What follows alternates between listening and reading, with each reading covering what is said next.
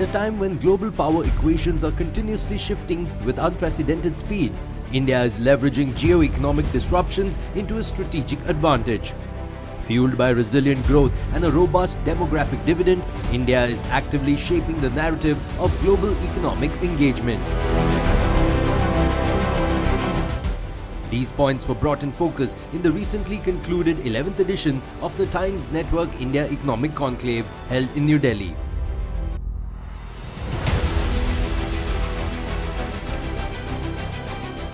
This year, the theme of IDFC First Bank Presents India Economic Conclave was Navigating Geoeconomics, in line with the current flux in the world order. We meet at a moment when the global order is undergoing rapid calibration.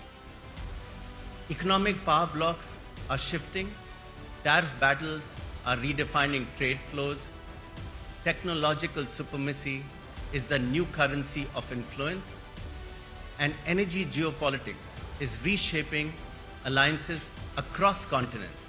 And it is in this volatile and competitive landscape that India has emerged as a decisive, stabilizing, and forward-looking power.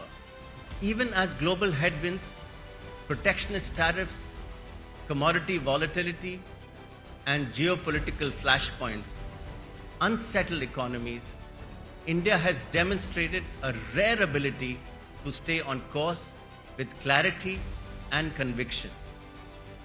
A significant part of the confidence stems from India's independent foreign policy, which is now widely recognized as a model of strategic autonomy.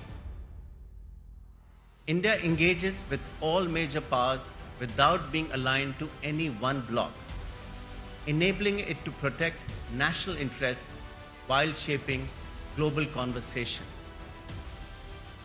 Equally, India's military capability and decisive strategic posture have reinforced its role as a responsible regional power. In an era when geopolitical tensions can rapidly escalate into economic disruptions, India's readiness and resolve act as a crucial anchor of security and predictability. This subject is really fantastic. I'm happy you picked it up, geoeconomics.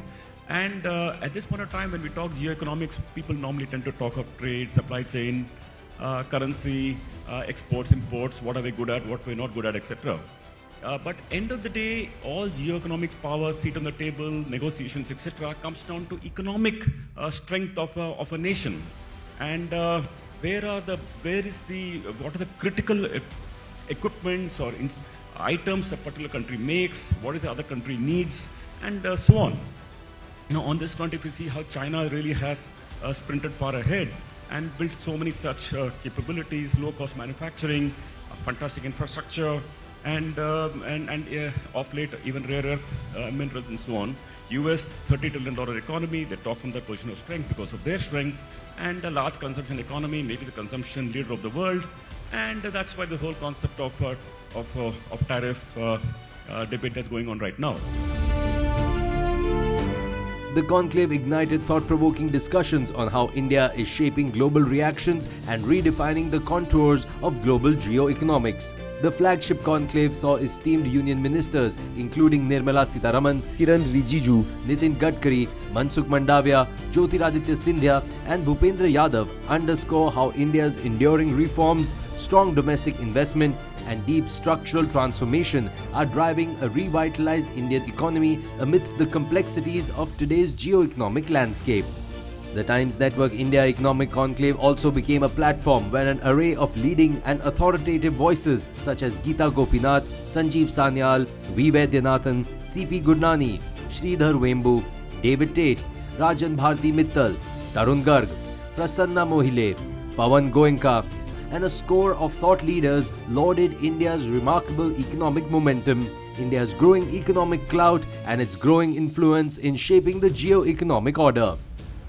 Up next in this episode, we hear from Union Finance Minister Nirmala Sitharaman, who insightfully articulated how India continues to stand as a pillar of stability anchored by strong micro and macroeconomic fundamentals when global trade dynamics are increasingly being weaponized.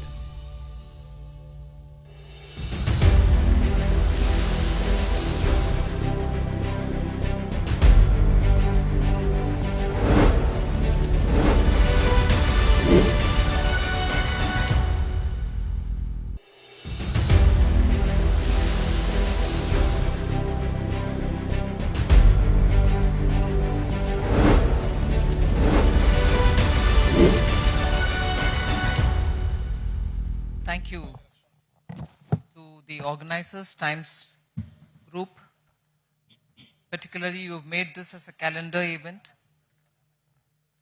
And some of the very thought-provoking discussions happened during this event, just in time for me also to get some inputs before we freeze on what's going to be the budget for each year, every year like that. So it's well-timed. And this year's Navigating Geoeconomics is a very contemporary and relevant topic. I can see the list of speakers. But for India, I think it poses challenges as well as we can harp on the strengths that we have. Navigating geoeconomics, being a bright spot of growing fast and steady growth, keeping the growth at that kind of a level every year, is something which people of India are achieving, and I think each one of us, and as much as all of us, the political parties, and I would think the critics should recognize it, because that's the credit which has to be given to the people of India. Much against all predictions, COVID or no COVID, people just didn't sit back. The resilience of India is what is the story which all of us will have to stand by, help, facilitate to have that kind of a growth happening for the next several decades. But even as I say all this, I think it is important for us to understand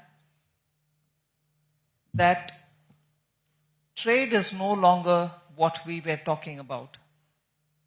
The global trade. The normal story would be for people to say, you should have greater free trade. India's looking inwards.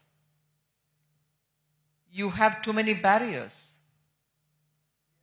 And India is the kind of country, since post-independence, we want to be answering people and responding to people.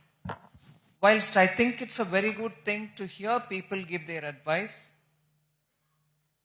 but it's also for India and countries like India who have aspirations to mark their own goalposts, not in denial or not in defiance of good advice coming from anywhere, but chalking your own growth story, I think gives the confidence that you're picking up from the strengths that you have, and based on that, you also have the strength to meet the challenges.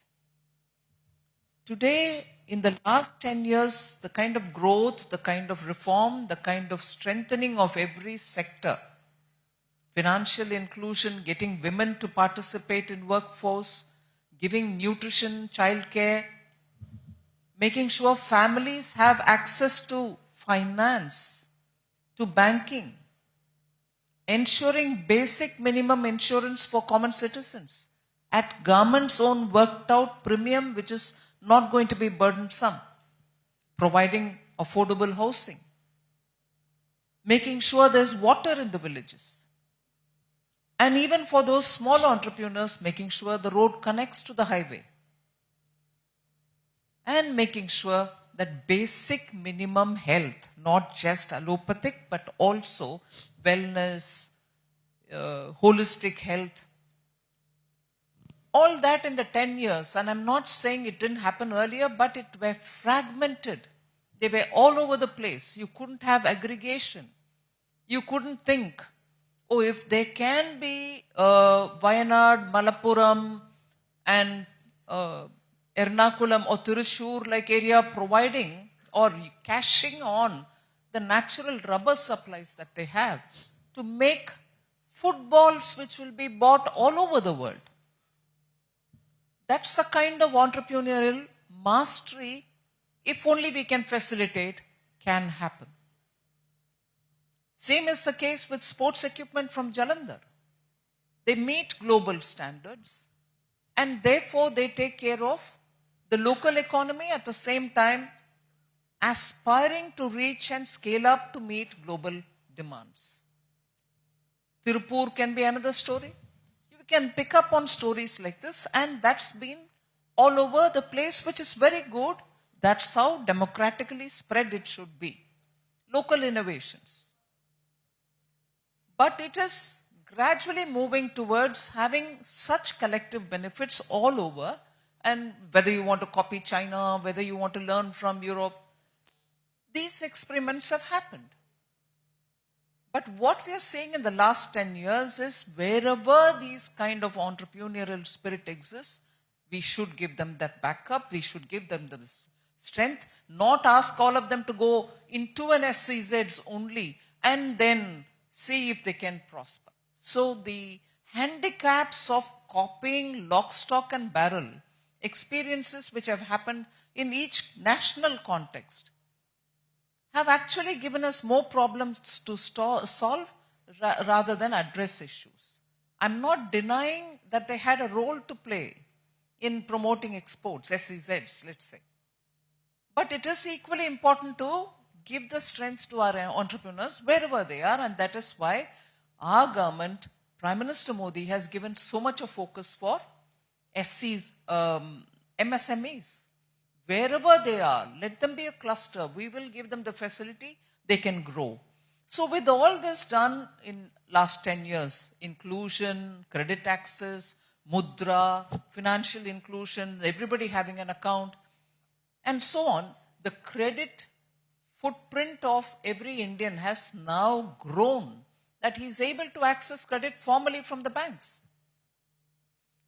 I'm saying all this because it is possible to aspire to reach that India which contributed to 25% to the world's trade. 25% global trade emanated from India. That's the kind of period we should be aiming at, and that's the kind of target we should be aiming at, and therefore Vikasit Bharat. And therefore the goals for reaching certain aspirations, and therefore revive manufacturing, revive agriculture, bring value addition to agriculture. And in a sector where minimum government presence is recorded, and all of us recognize that, service sector really grew on its own strength, reached over 60% contribution to our GDP. That one sector. But of course, service is not just IT. Tourism, hospitality, all these will also have to come in. So the policy framework with which all of us are working is to ensure that every sector gets the facilitation so required so that they can grow at their own pace, but equally aspire to reach higher goals.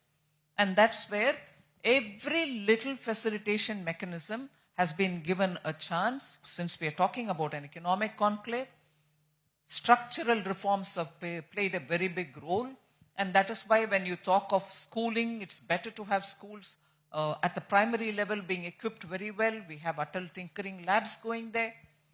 We have innovation centers being established in Tier 2, Tier 3 city colleges. All this requires coordination between center and state. And Prime Minister Modi is known for his fiscal management. If central government has set for itself goals of transparency in budget making, making sure that your fiscal management is seen by everybody and meets up the minimum accountability standards, we've seen that we are able to bring down debt to GDP since post-COVID, when it had touched over 60%. Now it's already coming down, and we've set our goal that from the next year, next financial year, that should be the core focus area. Fiscal deficit will still be a marker. We will care for it. So if debt is brought down, and with all that you had the very entrepreneurial bankers speak to us about how it is changing the ecosystem today. Equity receives a lot of attention. We are trying to deepen the bond market so that more funds can come in, not just for the equity market, but also to the bond market. But with all this said, that discipline which union government is showing through steady leadership of Prime Minister Modi, continuing for the third term, and looking at the macroeconomic strength is where the global positioning of India happens. You're able to sit at the high table and negotiate. It's the recognition of the strength of India's economy. And that strength has come because of a stable government. And it is in this context, because it is Times Network's India Economic Conclave, you tend to invite a lot of people from the state governments as well. I'll put this before you. I said this in the parliament yesterday. Unless this accountability, this transparency, this understanding that fiscal management is a priority, is understood by all states. I'm not saying it's understood by us and therefore I'm dictating to the states. I'm saying it is understood and recognized under Prime Minister Modi that it has to be a principle that we will hold good every year. Each year, we've shown our record. Similar should be the approach of all the state governments as well. Because RBI's document which has come out, various studies which have come out, have shown how, where the debt to GDP is worrisome, which is the truth about some states. I'm not naming them here, nor did I name them in the parliament. Unless the debt to GDP, GSDP there, is managed well better and is kept within the FRBM limits, and the stock of debt which has been accumulating over the years on high rate of interest, which many states are unable to service, unless even those are brought down and to an acceptable level, you will be borrowing to service the loans. You're not borrowing to take care of developmental expenditure. That's a poor play in the fiscal terrain. These have to be changed, or else the momentum that India has acquired in the last 10 years, so that we can achieve the goal that we've set for ourselves, that developed India by 2047, is going to be very difficult to achieve. And again, that 60% contribution of the service sector towards GDP is admirable. But we have to spend our time also to see how our manufacturing is going to be picking up speed. And in that, innovation, money on R&D will be absolutely critical. I was just reading somewhere. Globally, 70% is the contribution of private sector for the gross expenditure on research and development. In India, it's not even 36%. So if we are talking to the private sector saying, where are their investments? And many people question me, why don't you tell the private sector, you're doing the heavy lifting in terms of capital expenditure, that every year your number is growing up, which is very good, and which is why our growth was sustained at the level at which it got stabilized almost post-COVID. Why is the private sector not spending, not increasing capacity? And in the parliament, I'm told you work only for corporate sector because you reduced the tax rate. In 2019, we brought the corporate tax down. It was a favor, apparently. That's a opposition's charge against me, that we've done it to the corporate sector, but they've taken the profit and they are enjoying themselves, but they're not expanding their capacities. I think that's an unfair criticism. That reduction was necessary. Businesses have to grow in a country. And Prime Minister Modi has never shied away by saying, I will support corporate sector because they have to grow, they give jobs, they add to the GDP of the nation. We did that, all right. Questions are being asked about why they can't invest more, which is fine. They'll take their call. But this data on gross expenditure on R&D was an eye-opener for me. 36% only in India, whereas it's 70% elsewhere. So private sector R&D expenditure is the one which gives you the additional value as you grow, because you're able to reach out on many new things. So the GCC, the data centers coming to give our job market a big fillip is very welcome, and for which, of course, the energy security of the country will also have to be worked on.